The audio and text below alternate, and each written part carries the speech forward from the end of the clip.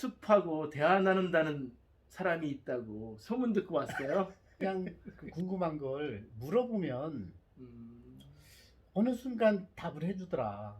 아, 안녕하세요. 당당입니다. 오늘은 우리 류승철 선생님 산아저씨의 숲이야기라는 책을 이번에 내셨는데요. 숲이 우리 인간에게 주는 교훈, 또 코로나 자연환경 생태에 대한 관심도가 높아지는 시기에 우리 숲 아저씨를 좀 찾아뵙게 되었습니다. 안녕하세요. 네, 안녕하세요. 우리 반갑습니다. 산 아저씨의 숲 이야기 음. 이 책이 나왔는데 숲을 통해서 20여 년 동안 관찰한 바로 숲이 우리에게 무엇을 이야기하고 있다. 이렇게 좀 정의한다고나 할까 좀 정리해 보자면 어떻게 말씀하실 수 있을까요? 그러니까 저도 숲에 대해서 아주 처음부터 자랐던 건 아니고 배워서 알려주는, 내가 저 책에서 배운 것을 좀 재밌게 이쪽에다 풀어놓는 그런 방식으로 했는데 어느 날 되게 궁금한 것이 많이 느껴졌어요. 뭐냐면 왜 빨간색으로 익는가? 딸기 왜 빨갛게 익나? 사과 왜 빨갛게 익나? 왜 단풍나무의 이파리가 저렇게 결각이라고 하는 게 생겼나? 그런 것들이 굉장히 궁금했어요. 왜 입자루가 긴 놈도 있고 짧은 놈도 있고, 이 틀림없이 어떤 이유와 목적이 있을 텐데 그게 뭘까? 그래서 제가 이런저런 책을 보니까 아무도 그런 책을 안 알려주는 거예요. 그래서 아무도 관찰을 안 했던가 봐요. 그래서 직접 연구하고 조사하고 그리고 이제 탐구하셨군요. 그렇죠. 그래서 이제 산에 가가지고 저는 뭐 나무가 생명이 생각이 있다라고 늘 생각하는 사람이니까 물어보는 거예요. 야, 단풍나무야, 넌 왜 이파리가 그렇게 찢어졌냐? 답을 안 해주죠. 몰라. 근데요, 어느 날이었어요. 어느 날 자작나무가 아주 황금의 그 날개를 달고 가을에 흔들거든요. 바람이 확 지나가는데 이 황금의 이파리들이 막 삭삭삭 막 흔들리는 거예요. 그때 딱 들어오는 게 있었어요. 아, 저거구나. 저거였었구나. 저는 도 같은다는 얘기가 바로 이런 건가 보다 하는 그 느낌을 받았거든요. 그런데 그 잎이 흔들리는 그 이유 한 가지만 오는 게 아니고 그때부터 갑자기 많은 이야기들이 막 한방눈 쏟아지듯이 그 답이 떨어지는 거예요. 왜 사시나무 떨듯 한다는 말이 있는가? 왜 저 나무가 저렇게 바람에 흔들리는가? 바람에 흔들리는 게 바람이 부니까 당연히 흔들리죠. 그렇게 생각하는 거예요, 사람들은. 그게 아니에요. 그렇게 흔들리도록 스스로가 진화한 거예요. 왜 자기 이파리를 그렇게 흔들어야만 됐어요? 이게 나누겠다라고 하는 흔적인 거예요. 사시나무가 떠는 게 바람 불어서 그냥 떠는 게 아니고 빛을 혼자 쓰지 않고 이렇게 흔들고 이렇게 흔들면서 밑에까지 빛을 보내주겠다라고 하는 의도가 숨어 있는 거예요, 그 속에. 근데 사람들은 그 현상만 보는 거예요. 사시나무 떨듯 하네. 이 현장이 말하는 게 무엇인지를 저는 거기서 본 거예요. 그게 얼마나 감동이겠어요. 눈물이 날 정도로 큰 감동인 거죠. 근데 그 시각으로 보니까 모든 게 다 맞아떨어지는 거예요. 단풍나무가 왜 이러한 그렇군요. 결각의 모양을 가지고 있나. 이 흔적이 내가 이 사이로 밑에 있는 잎한테 빛을 보내주겠다라고 하는 흔적인 거예요.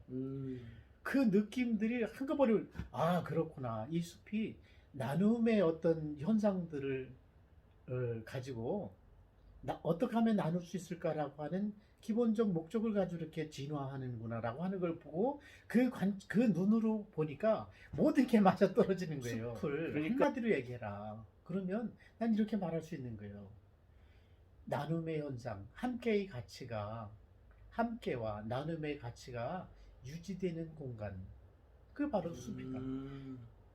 그 꽃이 저한테 말하기를, 내가 너를 위해서 핀 줄 알아? 제가 그 꽃밭에 앉아서 아주 많이 울었어요. 내가 이토록 사랑했는데 이 많은 꽃들 중에 어떤 하나도 나를 위해서 핀 꽃이 없구나. 인간이 얼마나 착각하고 사는지를 그때 알았어요. 이 세상에 핀 어떤 꽃도 인간을 위해서 단 한 송이도 피지 않았다는 것을 우리 인간은 알고 살아야 돼요. 우리 인간을 피해서 핀 게 아니에요. 그것은 자기의 짝을 위해서 핀 거예요. 자기의 짝. 자기가 공들여서 이제까지 키워놨던 벌, 나비, 파리, 벌레, 이런 벌레들, 자기가 짝으로 선택한 그 아이를 위해서 핀 것이지 인간을 위해서 피지 않았다는 거예요. 나를 위해서 피지 않았다는 거예요. 그런 착각 속에서 인간이 살거든요. 이런 착각 속에 사는 사람들이 숲에 대해서 이해하려고 하니까 이건 안 되는 것, 애초부터 안 되는 것이 될 수도 있죠. 우선 그 마음을 가져야 우리가 실제의 자연을 볼 수 있지 않을까. 제가 보았던 것처럼 그냥 단지 숲이 어떤 것이다라고 하는 현상만을 그냥 소개해 주는 게 아니고 그 현상 속에서 우리가 무엇을 익히고 또 무엇을 따라서 우리 사회를 만들어 가야 되는지를 그 알려주면 좋겠다. 이게 우리 숲 해설가들의 그 숙제이기도 하다 하는 걸 보여주고 싶었거든요. 네, 우리 산 아저씨 뵙고 몇 가지 질문을 던지고 있는데요. 숲에 대해서 20여 년 동안 이렇게 연구를 하면서 우리가 어떤 마음으로 또 숲에 임해야 되는지, 숲을 어떻게 바라봐야 되는지 좀 정리해 볼 수 있을까요? 나는 너무나 쉬운 답이라고 생각하거든요. 네. 숲을 공부하자. 뭐 숲을 이해하자. 숲에 어떤 나무가 있는지를 알자. 저는 그 방법을 가지고는 그 숲을 보호할 수가 없다고 생각하고요. 숲이 얼마나 재밌는 공간인지, 우리가 숲에 가면 얼마나 재밌는 이야기가 있는지 그런 걸 보고 느끼면 자연스럽게 숲이 이해될 거라고 생각되고요. 이 책에 그런 내용들이 다 나옵니다. 저도 이틀 동안 쭉 보았어요. 그 숲에 가면 굉장히 좀 자세히 보면 정말 재미난 이야기들이 많이 있거든요. 야, 내가 숲을 함부로 하면 안 되겠구나라고 하는 게 그게 그 느껴져요. 그러니까 저도 숲을 보면서 처음에는 숲이 되게 재밌네. 숲에 가서 꽃을 보면 이렇게 예쁜 게 있어. 이렇게 예쁘다에서 시작했거든요. 뭐 이렇게 예쁜 게 있어. 근데 이렇게 예쁜 게 어떻게 이렇게 예쁘게 됐을까? 좀 궁금해지는 거죠. 그러다 어느 순간에 경이롭다. 야, 참 대단하다. 어떻게 이렇게 대단할 수가 있을까? 그 작은 꽃 한 송이도 자세히 보면요. 얼마나 많은 전략들이 숨어 있는지 그 꽃이 아닌 거예요. 이건 그 꽃 한 송이에 어마어마한 이야기들이 숨어 있어요. 어마어마한 과학이 숨어 있고. 네. 그러다가 어느 순간에 무서워지는 거예요. 왜요? 경외로워지는 거예요. 경외로.